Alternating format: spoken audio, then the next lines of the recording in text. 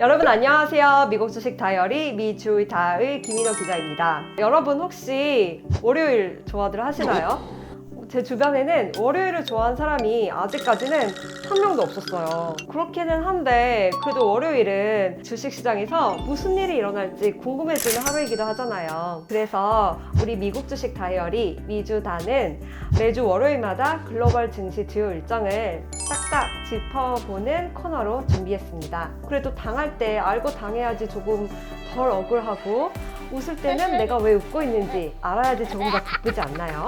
그럼 우리 미주다로 주식시장을 들썩이는 핵심 경제지표 일정을 한국 시간으로 짧게 5분에서 10분 체크해보고 넘어갈게요. 좋아요와 구독! 이번 주는 기준금리의 시간입니다. 월가 전문가들도 이렇게 두근두근 숨죽이는 시간이죠. 미국, 영국, 브라질, 일본 이 네 나라가 이번 주에 줄줄이 기준금리를 발표합니다. 그러면 우리들의 한 주를 좀 시간 순서대로 먼저 살펴볼게요. 일단 월요일인 3월 14일은 이날은 화이트데이로 더 유명하죠.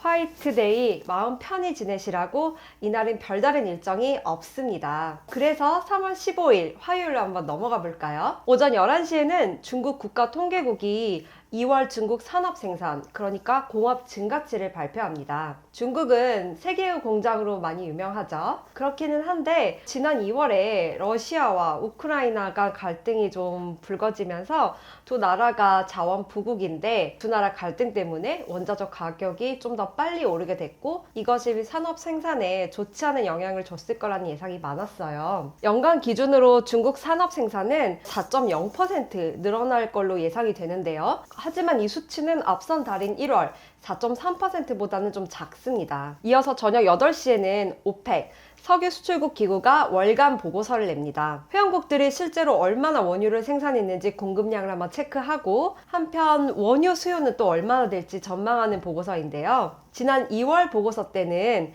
올해 세계 원유 수요량을 하루 1억 70만 배럴로 예상을 했는데 이렇게 1억 배럴을 넘긴 거는 지난 2019년 이후 처음이라고 합니다. 이렇게 수요는 늘어나는데 공급은 또 딸리다 보니까 최근 오펙 회원국인 아랍에미레이트와 이라크가 원유 증산 규모를 확대할 수도 있다는 입장을 냈는데요. 그렇긴 한데 이게 아직 오펙 플러스 회의를 통해서 결정된 게 아니다 보니까 우리들은 좀 지켜봐야 할 것 같습니다.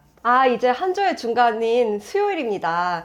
3월 16일인 수요일에는 아침 8시에 우리나라가 1월 실업률을 발표하는데요. 작년 12월 실업률은 3.8%였는데 이번에는 또 얼마나 올랐을지 혹은 더 내렸을지 비슷비슷할지 좀 궁금해지는 대목이에요. 이어서 저녁 9시 30분에는 미국 2월 소매 판매가 발표됩니다. 시장에서는 2월 소매 판매가 직전 달인 1월보다는 0.60% 늘었고 1년 전인 작년 2월보다는 12.96%나 늘어났을 것으로 보고 있습니다. 자, 목요일로 한번 넘어가 볼까요? 3월 17일 목요일은 정말 바쁩니다. 정말 바쁜데요. 중앙은행 기준금리 결정의 날이라고 불러야 할 것 같아요. 아직 깜깜한 시간인 새벽 3시에 미국 중앙은행인 연방준비제도, 우리는 연준이라고 많이 부르죠. 연준이 3종 세트, 1. 기준금리 결정, 2. 점도표를 공개, 3. 경제 전망 공개하게 됩니다. 인플레이션 압력이 요즘 좀 심하기는 한데 또 연준이 이번에는 금리를 많이 올리지 못할 것이라는 예상이 많습니다.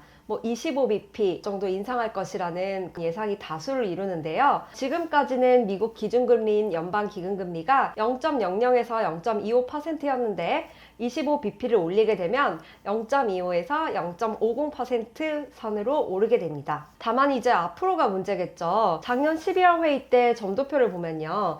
연준 위원들 18명 중 과반수가 넘는 10명이 22년 말, 그러니까 올해 말까지 기준금리를 0.75에서 1.0%까지 올려놔야 한다고 점을 찍어놨는데요. 이번에는 또 얼마나 매파적인 혹은 비둘기파적인 성향을 보이게 될지가 관전 포인트입니다. 연준은 사실 무턱대고 금리를 올리기에는 좀 부담스러운 상황이에요. 인플레이션이 너무 심하면 또 소비 지출이 줄어들게 되는데 그런 와중에 물가를 잡겠다고 기준금리를 올려버리면 소비가 한 차례 더 위축되는 그런 문제가 생깁니다. 그렇게 되면 내수가 위축될 수 있는데 미국 경제에서 이런 민간 소비가 차지하는 비중이 70%에 달하기 때문에 연준으로서는 소비 심리 위축을 의식하지 않을 수가 없는 상황입니다. 다음으로 FOMC 경제 전망을 보면요. 연준 위원들이 물가 상승률 전망치를 상향 조정할지 여부도 좀 관심사예요. 아무래도 우크라이나 전쟁 때문에 워낙 안 오른 상품이 없죠. 전반적으로 원자재를 비롯해서 많은 가격들이 오르고 있기 때문에 연준이 물가 상승률 전망을 좀 높이게 될지도 관전 포인트입니다. 와, 드디어 우리가 사랑하는 금요일이 왔습니다. 3월 18일은 금요일이에요. 그렇기는 한데 변동 장세를 연출하기로 유명한 내마녀의 날입니다. 내마녀의 날이라고 하면 여러분들은 이미 잘 아시고 계시다시피 4개의 만기가 겹치는 날이죠. 4개라 하면 지수 옵션, 지수 선물, 개별 종목 옵션, 개별 종목 선물 이렇게 4개를 말합니다. 그런데 통상 내마녀의 날 당일보다는 그 즈음에서 변동세가 커지는 경향이 있는데요. 그렇기는 한데 이번 내마녀의 날은 FOMC 회의 때문에 살짝 묻히는 감이 없지 않아 있습니다. 내마녀의 날인 3월 18일 금요일에는요. 오전 11시 30분에 일본 중앙은행이 기준금리를 결정합니다. 일본은 마이너스 금리로 유명하죠. 기존 기준금리는 마이너스 0.10%입니다. 얼마나 달라질지는 지켜봐야 하겠지만 일본 기준금리가 한국 증시나 뉴욕 증시에 그렇게 큰 파동을 주지는 여태까지는 그런 경우는 많지 않았었던 것 같아요. 이어서 저녁 11시에는 미국 2월 주택 판매가 공개됩니다.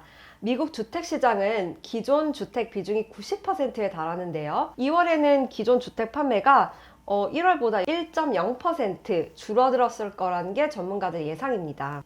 기준금리 인상이 앞서서 보통 시중금리가 오르는 경향이 있기 때문에 사람들이 금리가 올랐는데 빚내서 집을 사려는 그런 사람들은 좀 별로 없을 것 같죠?